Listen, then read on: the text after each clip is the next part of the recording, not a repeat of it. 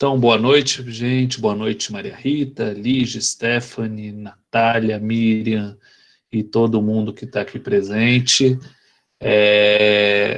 E também aqueles que vão ver no canal do YouTube. Hoje, nossa aula, continuando a falar sobre a organização do trabalho, as diferentes maneiras que o trabalho, que as sociedades humanas organizam o trabalho.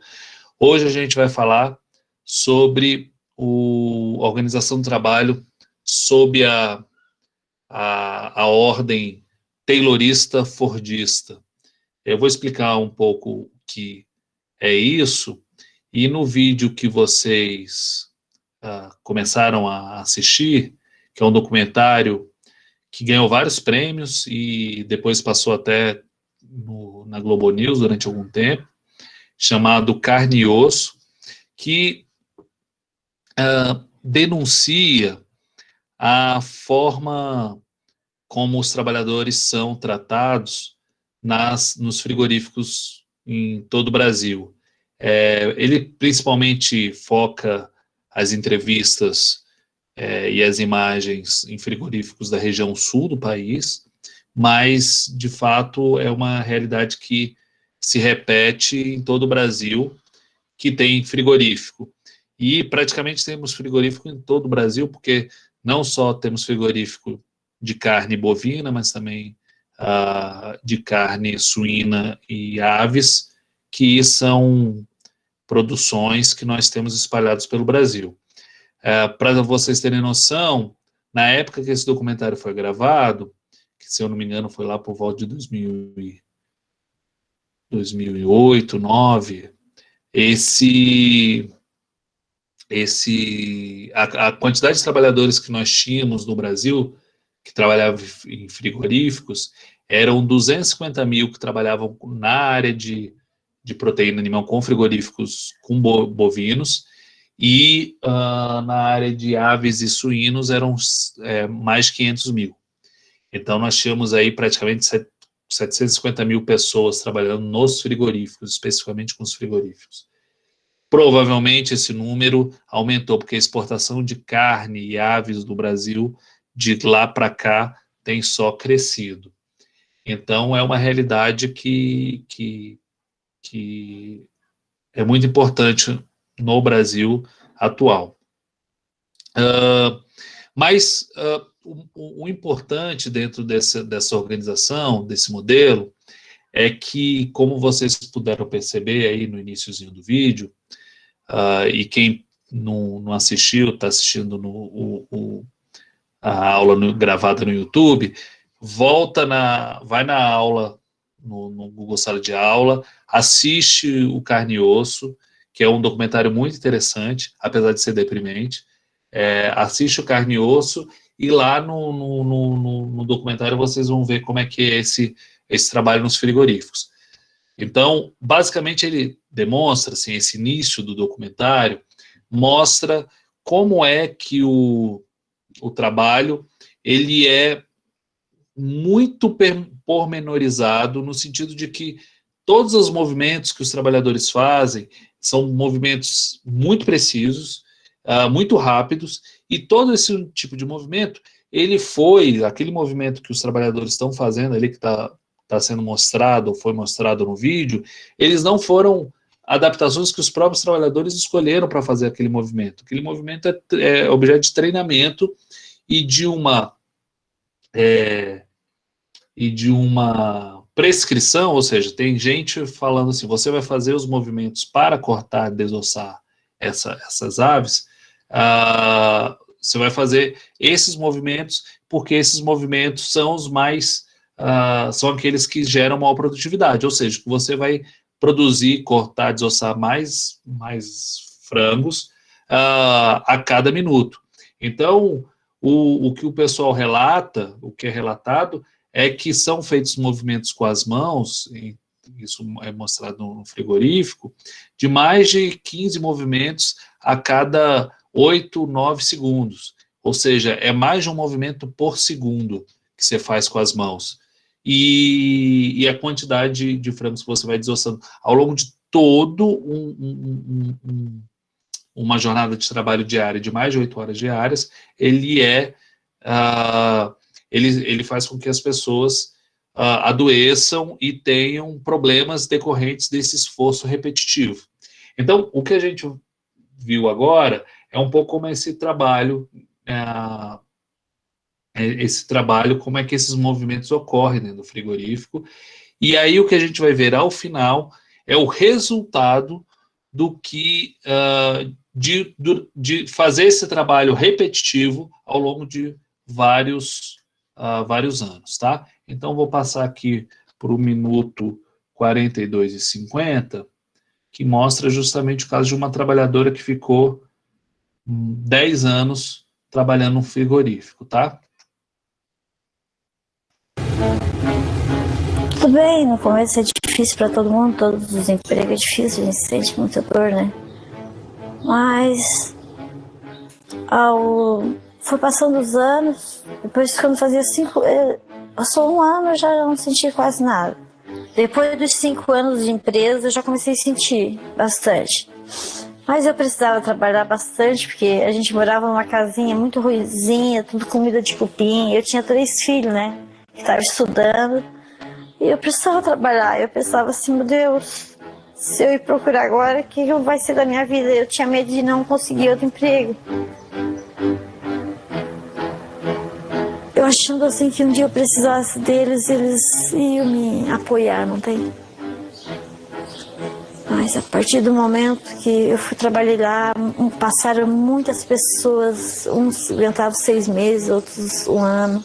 Ficava doente, eles diziam, isso aí é velho, não aguenta, gente que não quer trabalhar, que não precisa, mas às vezes a gente via que precisava, tinha filho, mas não aguentava mesmo, era muita pauleira.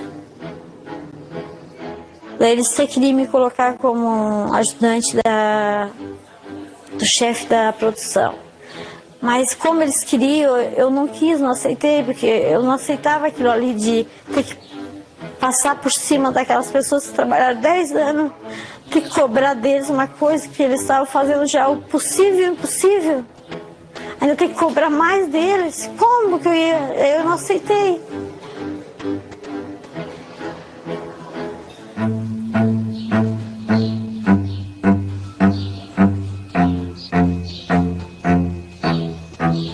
Meu marido, depois de 5 anos mesmo, era difícil o dia que de manhã ele não tinha que acordar e puxar o meu braço e abrir a minha mão.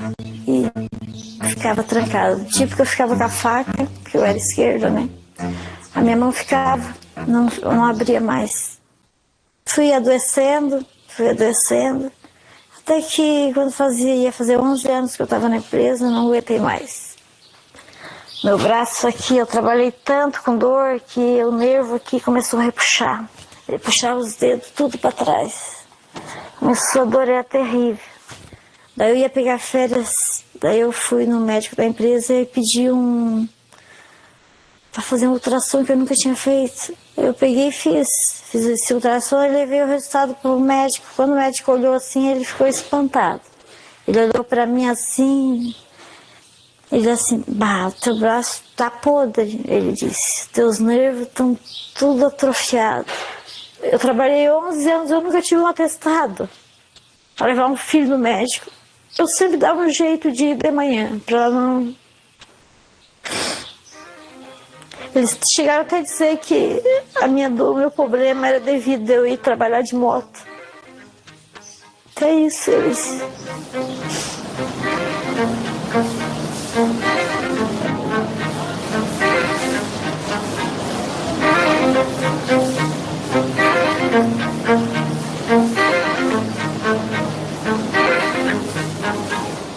Quando eu dizia que eu tinha dor, eles não acreditavam na minha dor. Isso que era triste. Eu ia lá na enfermaria desatinada, chegava a ficar vermelha, assim, tanta dor, suar frio, assim, eles não acreditavam. A funcionária que no 10 anos nunca faltou um dia.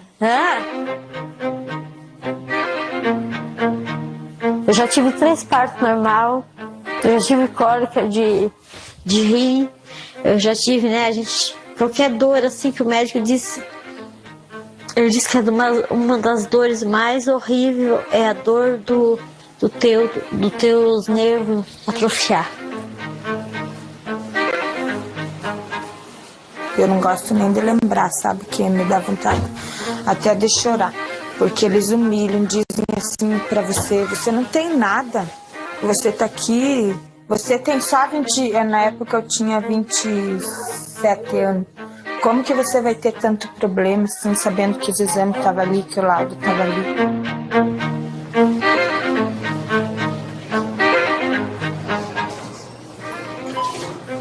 Eu fui consultar esses dias ali num posto de saúde, o médico disse que a artrose é doença de velho. Eu tenho 31 agora. Eu cheguei a dormir, sinceramente, não é mentira, dormi com a mão amarrada de não aguentar de tanta dor no braço.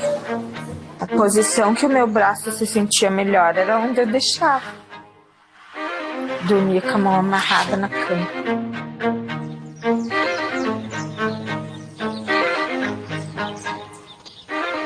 Daquele tempo em diante, eu tomo morfina direto. Às vezes é em 4 horas, quando a dor é muito, eu tomo em 3 horas. Depende.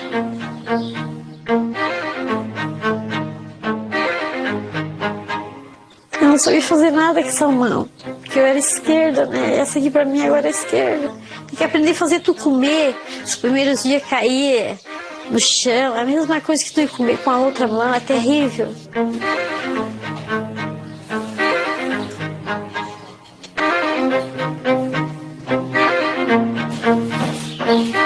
Isso aqui é minha vida. O resto da vida isso aqui.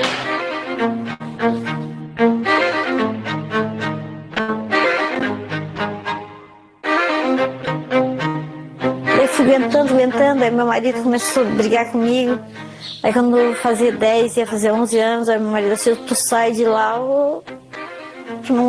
todo dia de manhã eu tinha que abrir a minha mão, fazer massagem, que eu não abria mais a mão. Os dedos ficavam tudo atrofiados assim, ó. Era horrível, duro assim. E eles fizeram um dia, eu entrei com os dedos lá assim, e fizeram o último dia que eu trabalhei, fizeram colocar a faca no meio dos dedos assim, trabalhar o dia inteiro assim. Tudo que eu esqueço. A encarregada ainda veio em cima de mim e chamou a encarregada da outra e bota os dedos aí, bota a faca aí no meio, dá-lhe pau aí. Um dia que meu marido não conseguiu abrir mais a minha mão. Todo dia ele abria os dedos e aquele dia os dedos não voltaram mais. Os dedos ficaram atrofiados, não aguentou mais. Ele, mesmo que ele abria, eles vinham sozinhos, o nervo se repuxava, ele viu o nervo repuxar. Ele enlouqueceu, eu cheguei lá na enfermaria, fui até mais cedo. Eles olharam assim, deixaram ainda numa fila enorme, esperando para ser atendida. Aquele dia foi o dia que eu me desesperei. E daí eu pensei assim, meu Deus, o que eu fiz na minha vida? Eu tinha nem 36 anos, 35 anos.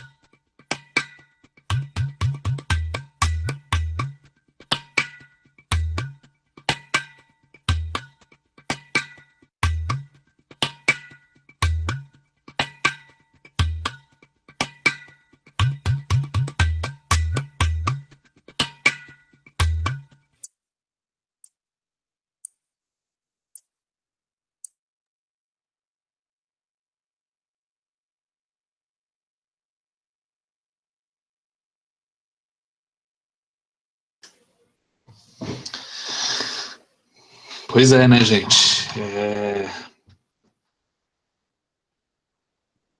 O capitalismo, ele já surge como uma forma de trazer lucro para alguns, né? E em que cada um corre em prol do benefício próprio. E aí, nessa realidade, aqueles que são os trabalhadores e as trabalhadoras, que não têm nada a não ser sua própria força de trabalho e que precisam do trabalho para sobreviver, porque senão passariam fome, essa mulher se colocou nessa situação porque ela não tinha alternativa na cidade dela, não tinha outro tipo de emprego, ela não podia perder aquele emprego porque senão ela não daria condições mínimas de vida para suas filhas, para sua família, e ela se dispôs a isso.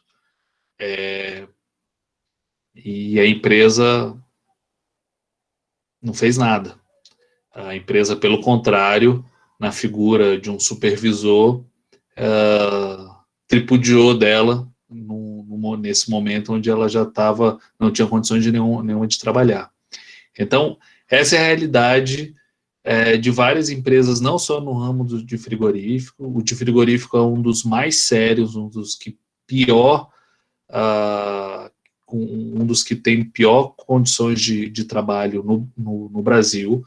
Inclusive, empresa como a JBS, que é a grande empresa que detém os frigoríficos no Brasil, ela teve situação agora, ela recebeu multa, se eu não me engano, porque seus trabalhadores foram expostos à Covid-19 e eles não dispensaram, não fizeram testes, não cuidaram para que esses trabalhadores, essas trabalhadoras tivessem condições de não ficarem à mercê dessa doença. Então, inclusive essas normativas, o que isso me deixa muito revoltado com algumas coisas que acontecem nesse governo em particular. O presidente da República já falou que quer, dentro de uma reforma trabalhista, de instituição da carteira verde e amarela, acabar com várias dessas normativas, que é um monte de regra que prejudica o empresário, de acordo com ele, mas que de todo modo, protege os trabalhadores, porque esse monte de regrinha que ele fala que atrapalha o empresário, ela é justamente em cima dessa serve para tentar minorar, não é para acabar, mas para tentar minorar o risco desses trabalhadores que acabam se dispondo a fazer isso. E aí tem uma coisa mais grave que a gente ouve. Então, em 2014, houve a normativa que tinha sido aprovada em relação para que as empresas seguissem determinadas coisas. Já tinham normativas anteriores que as empresas davam jeito de burlar. Então, teve outras normativas. Agora, o que é pior o que é pior é que desde 2016, quando na época do governo Michel Temer, foi feita a reforma trabalhista, em que o trabalhador que entrar, como essa mulher, se ela entrar na justiça do trabalho e perder não perder a ação inteira, mas se ela pedir uma indenização, porque ela calculou junto com o advogado dela, que seja um advogado, provavelmente um advogado público, né, um defensor público, se ela pedir 100 mil e se ela ganhar 80 mil, ela vai ter que pagar as custas trabalhistas, os custos desse processo que ela entrou contra a empresa. E isso foi parte da reforma trabalhista do Michel Temer, o que fez com que as ações na Justiça do Trabalhista despencassem para menos de 20% do que antes tinha. Então, hoje, o trabalhador não só está exposto a esse tipo de situação, como também, ao se expor a esse tipo de situação,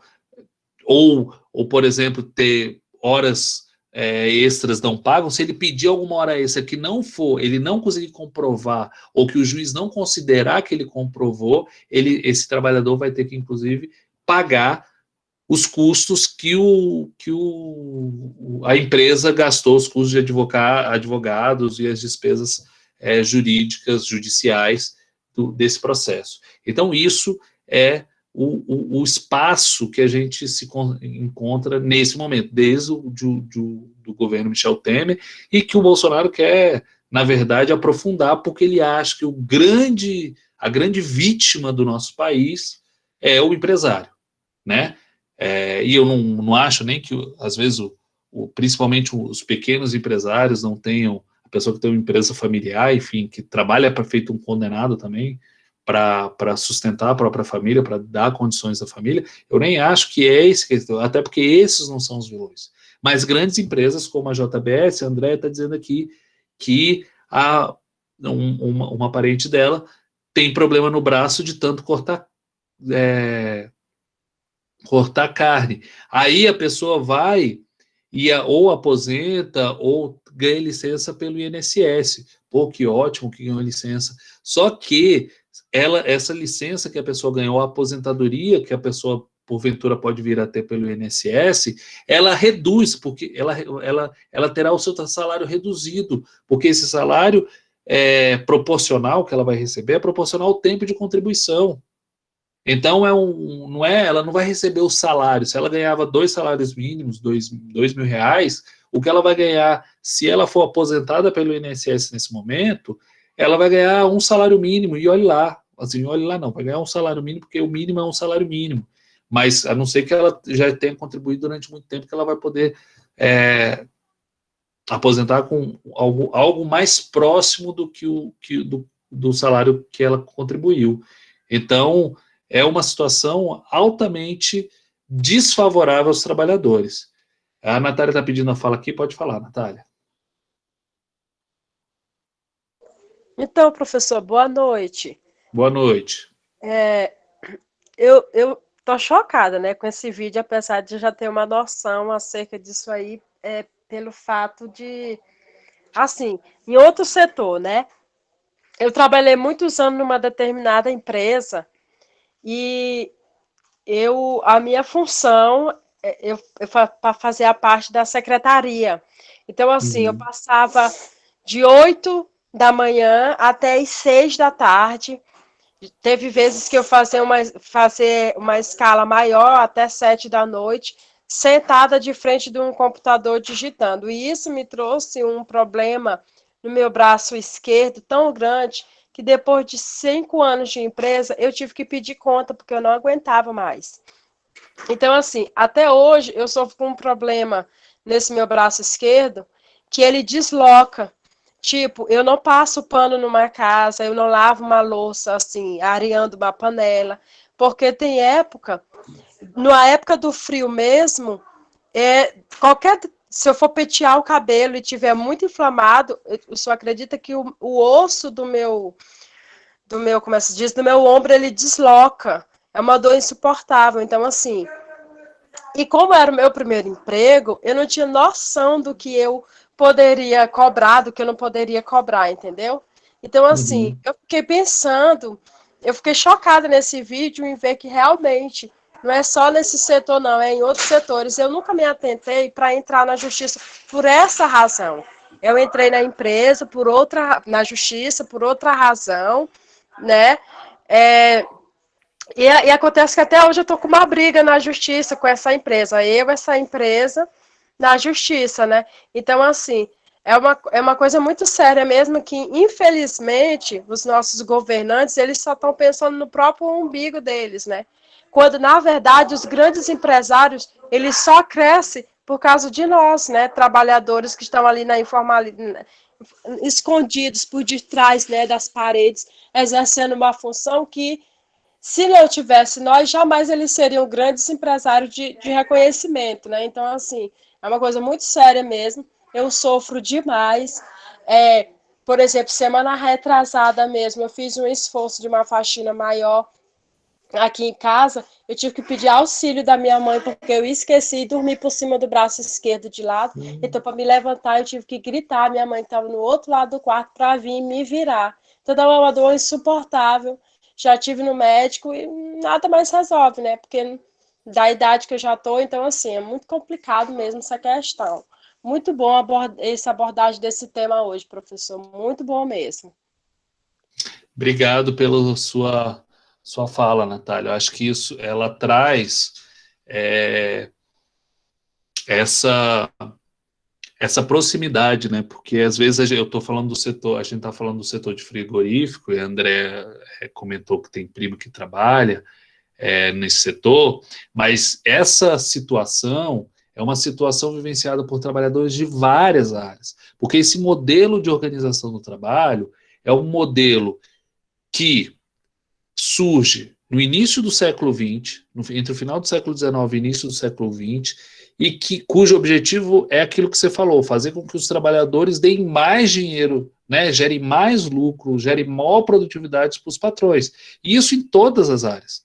Ela iniciou, como a gente vai falar, a partir de um preceito de um cara estudioso sobre a questão do trabalho, e aí por isso que tem uma coisa interessante assim, é estudioso, mas serve a quem, né? Porque ele faz um estudo sobre os movimentos do trabalho, os movimentos necessários para fazer uma determinada atividade e faz com que o trabalhador faça esse movimento de maneira mais eficiente. Eficiente significa que gere maior produtividade, mas não necessariamente essa é a melhor maneira de exercer o trabalho, porque o trabalhador muitas vezes é colocado sob o risco de ficar doente e que tem uma grande expansão na indústria automobilística e que vai se espalhar por várias áreas, por vários ramos produtivos, inclusive o setor de serviços. Se você pensar no trabalho de uma caixa de supermercado também, que é um trabalho repetitivo, exaustivo,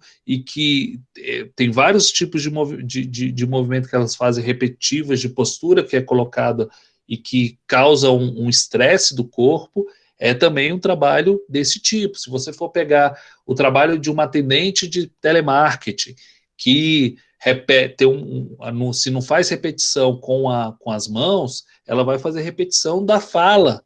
Se você pega um atendente do McDonald's, que é a pessoa que fala, que atende inicialmente, nem é que prepara o hambúrguer, estou falando, mas se você for pensar na pessoa que fala no atendente do McDonald's, é uma pessoa automatizada na fala que ela e nas respostas. E ela tem uns padrões de fala. Se você for analisar, prestar atenção naquilo que uma pessoa que está atendendo o McDonald's, se você chegar lá 200 vezes, das 200 vezes ele vai falar mais ou menos a mesma coisa. Geralmente exatamente a mesma coisa, porque isso é um treinamento. Isso causa um estresse mental, enfim, e corporal também. E aí, se você for do outro lado do balcão, na área de preparação de sanduíches, toda a preparação de sanduíches é baseada nesses métodos repetitivos. Então, assim, a organização do trabalho atual, ela bebe muito dessa fonte. E é sobre isso que eu queria falar, da onde surge e quais são os resultados que trazem em relação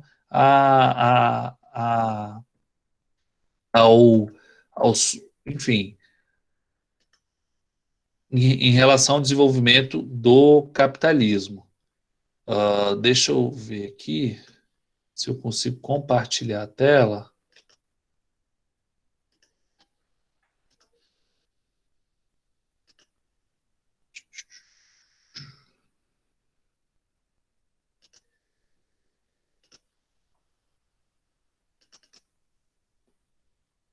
Se alguém mais quiser falar alguma coisa, pode falar também, tá? Pode pedir a palavra, sem problema nenhum. Vamos ver aqui, eu acho que agora vai. Pronto, tá? Então a gente vai falar sobre Fordismo e pós-Fordismo, que tem esse material no texto de vocês. E essa invenção, essa forma de trabalho que a gente vê os resultados para os trabalhadores aí no vídeo Carne e Osso, que vocês viram, e eu sugiro para vocês assistirem o documentário inteiro, porque ele mostra mais dados, mais relatos de como é que essa coisa ocorre, tá? E é importante a gente ter essas informações para poder se precaver, né? Inclusive, se passar por situações parecidas, a gente saber que isso não está certo, porque muitas vezes a gente acha que a culpa é nossa, que a gente não está sendo forte o suficiente, e inclusive existem estudos, no texto, no vídeo fala, um pouco antes da fala dessa senhora, que foi ao final do vídeo, uma pesquisadora que fala, olha, existe uma síndrome da pessoa, que a pessoa acredita que ela tem que dar conta de tudo que vier, e ao dar conta de tudo que vem, por parte da empresa onde ela trabalha, ela adoece, e ela não adoece imediatamente, ela vai adoecendo aos poucos, ao longo do tempo, e quando ela adoece, ela cai, assim, é uma situação que ela não dá conta mais, mas porque ela foi aguentando.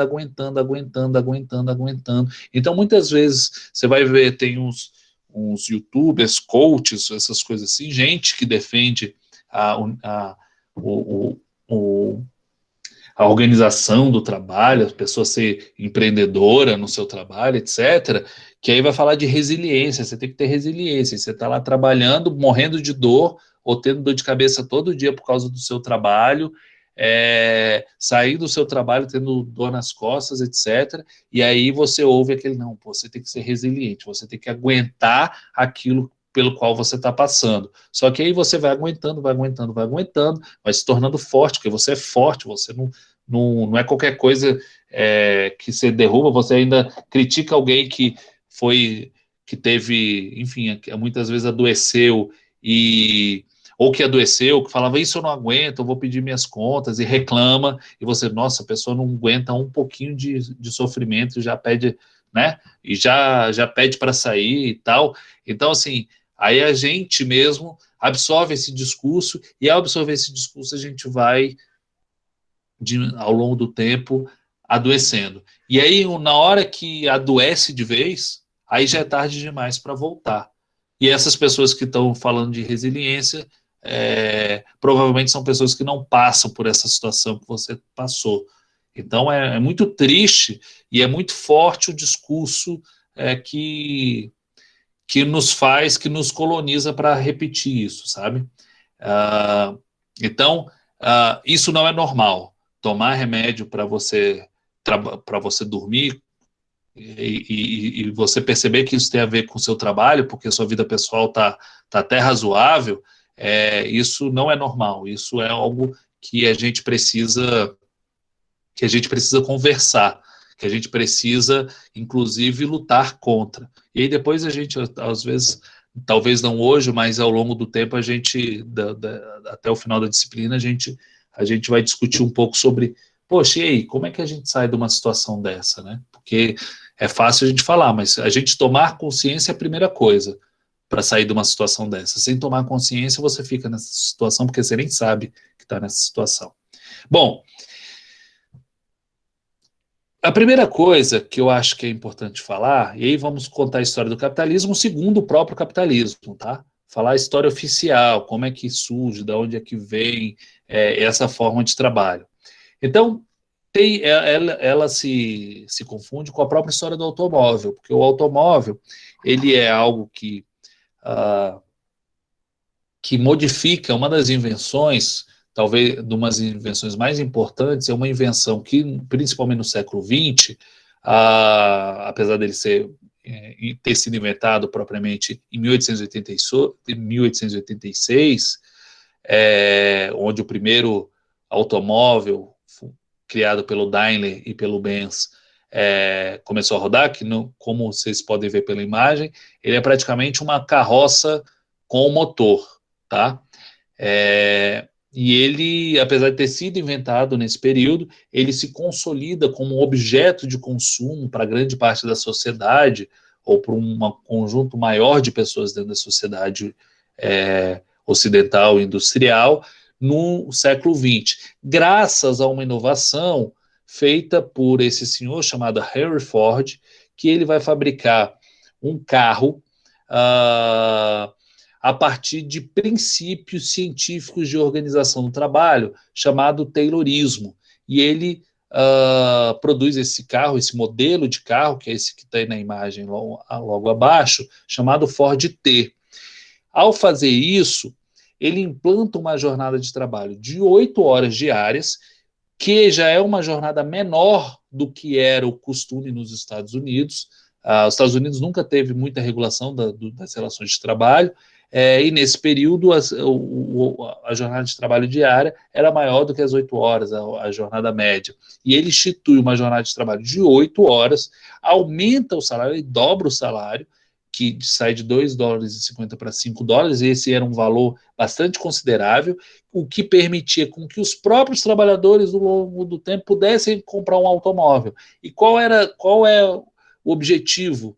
Porque ele aumenta a produtividade, reduz o custo da produção do automóvel, de tal maneira com que o automóvel, que antes era um objeto de luxo de pouquíssimas famílias ricas, porque a grande maioria andava a pé, ou de bonde, ou na melhor das hipóteses, de carroça ou carruagem, o automóvel motorizado, né, o veículo motorizado, ele é algo restrito para pouquíssimas pessoas. A gente poderia comparar aí a pessoa que tinha um automóvel hoje uma pessoa que tem uma lancha. Pouquíssimas pessoas têm uma lancha, um barco que a pessoa possa andar no lago. Né? Você vai pensar quantas pessoas você conhece. Não conheço nenhuma. Então o automóvel era mais ou menos isso, tá? Só que aí o Henry Ford faz essas inovações usando os princípios do Taylorismo, e esse modelo Ford T ele é produzido massivamente. E aí, ou seja, ele é produzido uma grande quantidade com custo muito baixo, e as pessoas passam a poder comprar isso de maneira mais... Uma quantidade maior de pessoas passa a poder comprar isso. E isso que ocorreu com esse modelo Ford T foi o primeiro de um produto tecnológico, né? Porque antes, o que ocorria de produção de massa era basicamente roupa, a indústria do vestuário já existia de uma maneira diferente, mas um equipamento tecnológico é a primeira vez que ocorre, né? E o objeto que inicialmente é caríssimo. E hoje a gente pode ver isso se reproduzindo com aparelho celular, que no início era caríssimo, hoje é muito mais barato, mesmo o computador era caríssimo e passa a ser mais barato, uma série de coisas que a gente via que era muito mais caro e cujos custos de produção diminuíram e que vai se tornando cada vez mais barato, inclusive pelo aumento de produtividade, ou seja, como o custo por unidade passa a ser muito menor. E boa parte desse aumento de produtividade se dá por conta de uma mudança na organização do trabalho, inspiradas no Taylorismo, tá? Naquilo que um pesquisador norte-americano, né, Frederick Taylor, vai estipular como os princípios da organização científica do trabalho, que inclusive gera isso que a gente viu no documentário Carne e Osso, tá? Um tipo de atividade, um tipo de trabalho como esse do carne e osso. Então, inicia com isso a era do consumismo, uma produção em massa para um consumo em massa. E o que dizia o Taylorismo, essa organização científica do trabalho? O Taylorismo propõe que o trabalho seja realizado a partir de planejamento, parcelamento de tarefas, supervisão e treinamento do trabalhador. Contar até como é que o Taylor chega nesses princípios aí. Ele vai falar o seguinte, olha, um trabalhador, ele analisava isso, ele era um observador, um cientista da organização do trabalho. Então, não voltado para o bem-estar do trabalhador, evidentemente que não. O objetivo dele era aumentar a produtividade para aumentar o lucro do patrão, das empresas. Então, assim, o Taylor ele começa a observar várias pessoas trabalhando, isso já nas fábricas, e ele vai ver que cada uma trabalha de um jeito. Então, imagina um frigorífico onde cada um corta o frango de um jeito. E aí ele pegava fazia uma análise do tempo médio gasto entre essas pessoas. Então, tinha aquele que era muito rápido, tinha aquele que era muito devagar. E tinha aquele que era estava dentro de uma média, né? Que ficava entre o muito rápido e o muito devagar.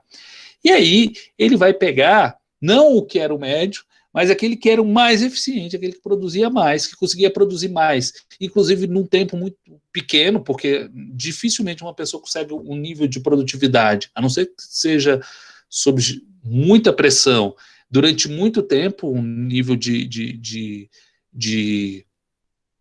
concentração e de trabalho, né, e de fazer movimentos muito rápidos. Então ele pegava a pessoa que fazia mais rápido e aí ia repartindo os movimentos dessa pessoa. Ele pegava assim, bom, a pessoa está cortando a carne, como é que ela faz? Ela primeiro pega com uma mão, depois faz isso com a outra. Então, aquele processo que é uma fração de segundo que a gente viu no vídeo, o Taylor, ele ficava observando e ia, inclusive, desenhando cada um dos movimentos. Ao desenhar cada um dos movimentos, ele ia percebendo aquilo que era mais eficiente. Ao perceber aquilo que era mais eficiente, ele fazia o quê? Estava tudo desenhado, ele dava aquilo para uma pessoa que era o supervisor, que iria dar treinamento para todos os outros que não faziam esses movimentos mais eficientes, para tornar essas pessoas mais eficientes. Então, essas pessoas que detinham conhecimento sobre trabalho, porque o próprio processo da atividade eles controlavam, passam a não controlar mais. Porque tem um supervisor e uma pessoa que está treinando os outros, que é aquela pessoa, que é a figura do gerente, geralmente, ou do supervisor, propriamente dito, que vai falar, olha, a melhor maneira de fazer determinada atividade, ou a melhor não, ele vai falar, a única maneira de fazer determinada atividade é assim, assim, assado. E aí, ao fazer assim, assim, assado, a pessoa ia repetindo aquilo que já era a prática do trabalhador mais eficiente. Então, você pega uma produção média, né? Então, você ia fazer assim, a pessoa conseguia desossar um frango a cada minuto. E tem outra que produzia 10 frangos a cada minuto. Aí você vai ter uma média de 5, ou 5,5, enfim, você vai ter uma média de 5 entre aquele que produzia 1 e aquele que produzia 10. O que acontece? O Taylor, ele falava assim, não, a gente não vai, hoje a média é 5, mas eu quero passar a média por aquilo que é o máximo possível, então para 10. Então todos os trabalhadores não vão ter que fazer entre 1 e 10, todos os trabalhadores vão ter que fazer 10, e a média passa a ser 10, a gente dobra essa média. Então essa era a estratégia do Taylor. Então, isso significa que um trabalho precisa ser planejado, deve haver um parcelamento das tarefas, dentro de cada atividade, dentro de cada produção, você tem que ter as pessoas fazendo só uma determinada tarefa, porque isso reduz o trabalho a gestos simples, a gestos repetitivos, e evita com isso o desperdício de tempo. Por quê? Lembra quando eu estava falando sobre o artesão? O artesão, quando ele vai fazer o sapato, ele vai, costura, vira, gira o sapato, não sei o quê. Quando uma pessoa é responsável por só cortar, por só costurar determinado ponto, por só juntar determinado ponto, ele vai evitando alguns gestos que desperdiçam muito tempo. Então, ele vai... esse tipo de organização do trabalho aumenta, digamos, essa produtividade. E o que é necessário, uma vez que o trabalhador não consegue, por si próprio, e porque não é bom para a saúde dele, né? Ele não consegue, não é porque ele não consegue, ele consegue, tanto é que ele faz, mas por si mesmo, ele percebe que esse tipo de atividade é prejudicial a ele, é algo exaustivo, é algo que ele não quer, que o transforma em nada mais do que uma máquina. O Taylor preconiza, não, esse trabalhador precisa ter uma supervisão, alguém que vai estar olhando para ver se ele está fazendo da maneira que deve ser feita e atingindo a meta que deve ser atingida, e controlando todas as etapas do trabalho. Então, isso é também uma das atividades. Então, quase que para cada 5 trabalhadores, você vai ter um supervisor ali, tá? Para medir, saber se as pessoas estão fazendo. E isso envolveria um treinamento do trabalhador, que o trabalhador antes era um artesão qualificado, nesse momento, ele não precisa ter qualificação nenhuma, ele vai ter um treinamento em que ele vai aprender esses gestos simples e repetitivos e vai ter que fazer isso constantemente. Então, esse é a organização científica do trabalho feita pelo Taylor, que aumenta a produtividade das empresas, mas que, por outro lado, causa um extremo sofrimento para os trabalhadores e, ainda mais, faz com que esses trabalhadores não pensem mais nos seus trabalhos. O trabalho do trabalhador não é pensar, o trabalho do trabalhador é executar.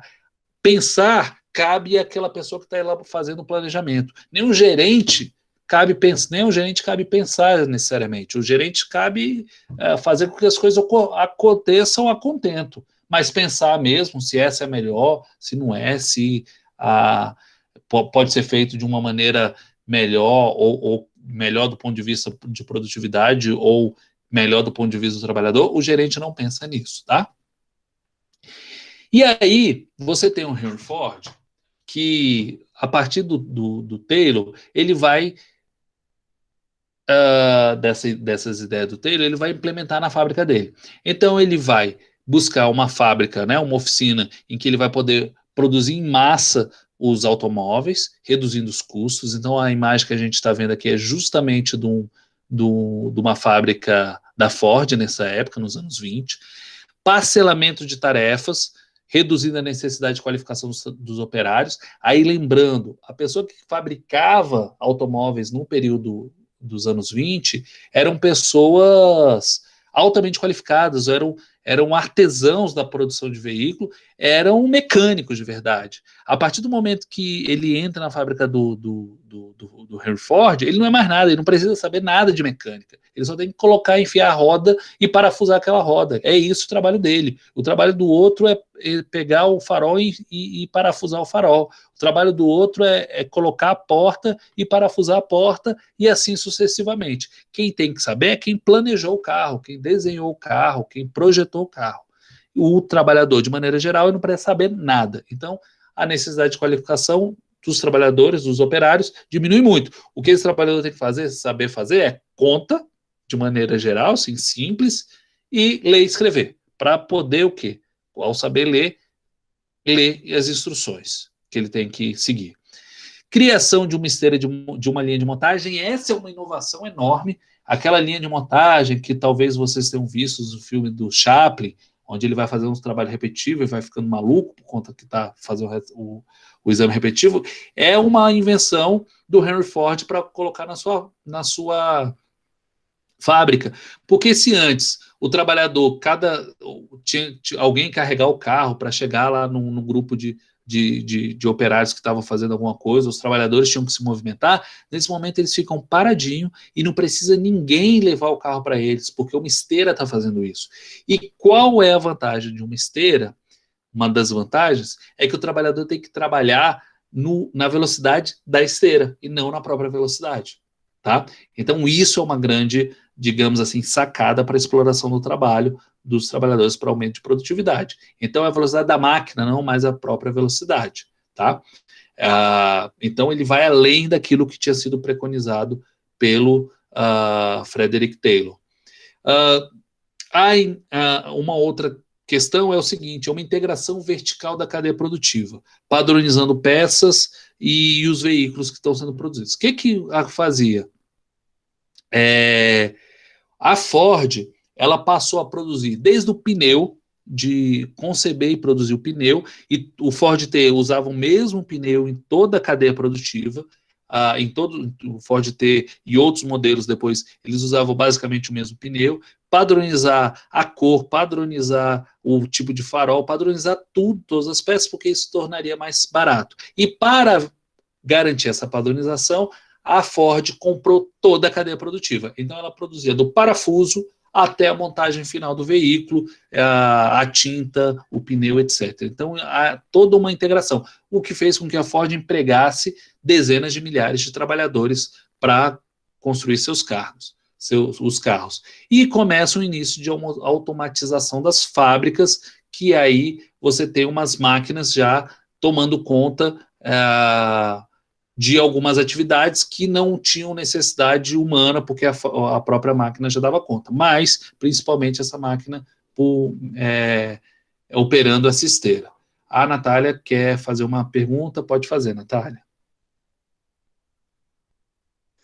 Não, professor, o senhor já até respondeu aí, eu já me adiantei na pergunta, o senhor já adiantou na resposta que diga. Eu ia perguntar assim, então é por essas questões, pode ser por essas questões trabalhistas em relação ao trabalho aí nessa formação, que começou a surgir a automatização das fábricas, porque a gente percebe hoje em dia que a maioria dessas grandes empresas, elas estão aderindo como é que se diz, Jesus amado? Esqueci agora.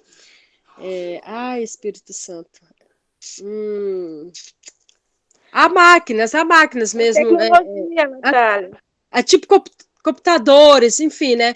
Uhum. Inclusive, Inteligência artificial. exatamente. Então, eu estava vendo até uma pesquisa, já alguns dias atrás, eu lendo uma reportagem, eu observei, fiz uma análise agora com a sua aula, onde eles diziam que futuramente, né, a inteligência artificial ela vai dominar, e aí, assim, o desemprego que hoje já está um caos, vai piorar, porque a mão de obra que hoje é feita por uma pessoa humana vai ser substituída por uma máquina, que também vai ser substituída por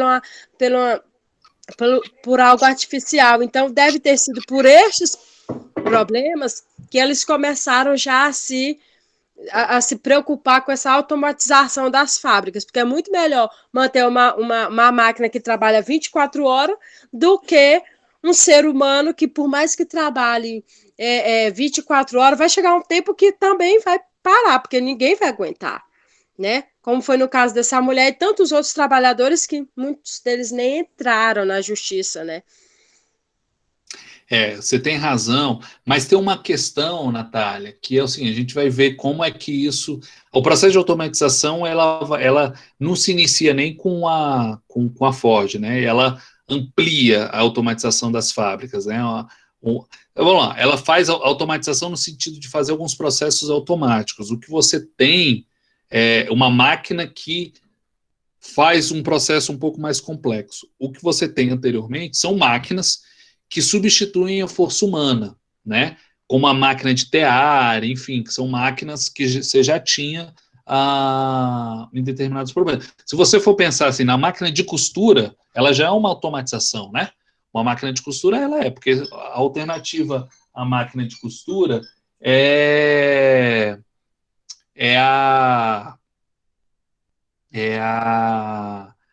você costurar com linha e agulha. Então, o processo de fazer uns pontos, uma máquina de costura, se você for fazer com linha e agulha, você vai demorar muito mais tempo, né? Então, por exemplo, uma máquina de costura já é uma automatização, um tear já é uma automatização, e isso começa com o início da Revolução Industrial. E vai sendo feito ao longo do capitalismo esse processo de automatização. O Fordismo, né, na fábrica da Ford, isso se amplia, se amplifica e se torna mais ainda radical. O que você tem, de fato, nesse processo, a dinâmica, ela substitui o trabalhador? Substitui. Tanto é que no início da Revolução Industrial, teve uma revolta, algumas revoltas de trabalhadores que iam quebrar as máquinas, porque as máquinas substituíam trabalhadores, né, deixavam os trabalhadores em maior desemprego. Isso acontece, isso tradicionalmente tem acontecido. E essas máquinas, elas não surgem para facilitar, auxiliar os trabalhadores e facilitar o processo de trabalho. Elas surgem para gerar mais lucro, nesse que você falou. Se o trabalhador não dá conta de fazer isso com uma certa velocidade, ou ele tem que descansar, a máquina não precisa, né? Só que os japoneses, que também automatizaram muitas fábricas, eles mostraram, a gente vai ver isso na próxima aula, mas eles mostraram que tornar tudo automatizado não necessariamente melhora o processo produtivo. Tem coisas que o ser humano ainda, pelo menos, faz melhor do que as máquinas.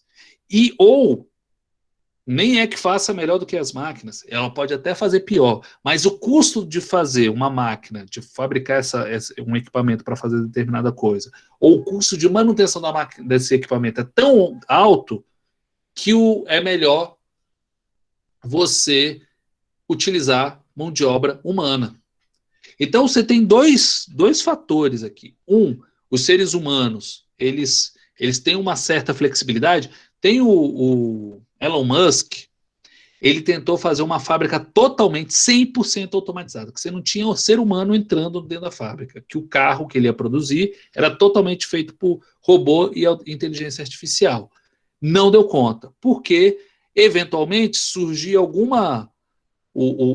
carro, uma máquina levava um carro 3 centímetros um pouquinho na frente, e aí todo o processo produtivo ia para... Porque a máquina, o equipamento estava programado para fazer naquela posição. Enfim, eu estou falando que não sei nem se esse era o problema, mas a máquina não tem flexibilidade nenhuma, a não ser que você programe ela para ter flexibilidade. Você tem que prever essa situação. Então, qualquer computador, inteligência artificial, até hoje, não se descobriu algo, não foi feito nenhuma inteligência artificial que não tivesse feito algo que não tivesse sido programado para ser feito, tá?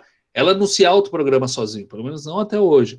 Então, o ser humano, ele consegue. Surgiu uma coisa nova, o ser humano, uma situação nova, o ser humano vai fazer. Por mais repetitivo que ele vá fazer o trabalho, se acontecer alguma coisa, ele vai saber como operar, ou ele vai ter a inteligência suficiente, isso é uma capacidade intrinsecamente humana, e as máquinas não fazem, de improvisar na hora que ele tem que improvisar, tá? Então essa é uma vantagem. A outra é porque tem equipamentos que são tão caros que torna a produção menos rentável do que você contratar mão de obra barata. Então, sempre tem que ser levado essas duas coisas em consideração. Então, hoje, eu não acredito que será tudo automatizado, a tendência é se automatizar cada vez mais, mas você, pelo menos em princípio, vai ter sempre espaço para o trabalho humano. Esse trabalho humano vai ser necessário, porque porque as máquinas não vão dar conta de tudo. Quais são os resultados que a Ford ela alcança com esse processo produtivo? Primeiro, ela reduz para 1/10 o tempo da produção dos veículos com suas primeiras linhas automatizadas. Então, o veículo que era um produto altamente artesanal se torna um produto de massa. Isso faz com que o custo, o preço do Ford T diminua bastante em relação a qualquer outro carro. Então, imagina você estar fabricando seu aparelho celular, que hoje todo mundo consome, aparelho celular que todo mundo está vendendo por R$1.000, um aparelho razoável. Imagina se tem uma empresa que de repente vende esse mesmo aparelho de R$1.000 por R$100. Vai vender muito mais, os de R$1.000 vão parar de vender, e os outros vão ter que seguir a tendência, descobrir um processo produtivo para reduzir esse preço. Então, isso faz com que a Ford passe a responder por mais da metade do mercado mundial de automóveis, em 1921. O capital da empresa decuplica, vai para mais de 10 vezes o que era inicialmente. Ela passa a concentrar não só a Ford, mas outras empresas que também se adaptam muito rapidamente, né? Se em 1921 ela tem 53% do mercado de automóveis, em 23 são 108 fabricantes de automóveis nos Estados Unidos, em 1941 passa a ser apenas 12, tá? Então há uma concentração, porque poucas fábricas vão dar conta de superar ou de se adequar a essa nova forma de produzir veículos. E o Fordismo, esse modo de produzir veículos, se espalha pelos Estados Unidos e por todo o mundo, e várias empresas que sobrevivem também adotam esse modo de organização.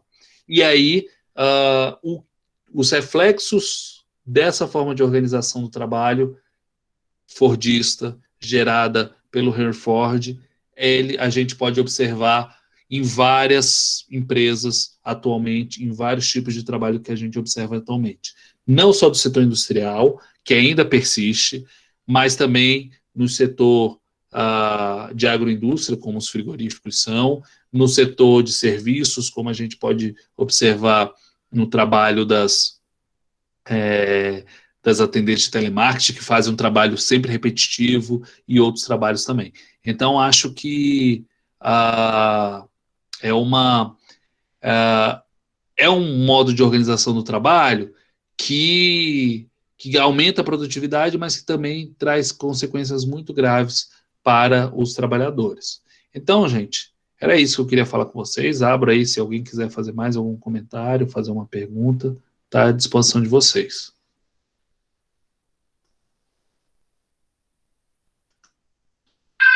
Achei super interessante essa colocação a respeito do trabalho, esse tipo de trabalho repetitivo que a colega nos informou, e esse tipo de filme que o senhor passou, que foi muito duro, viu?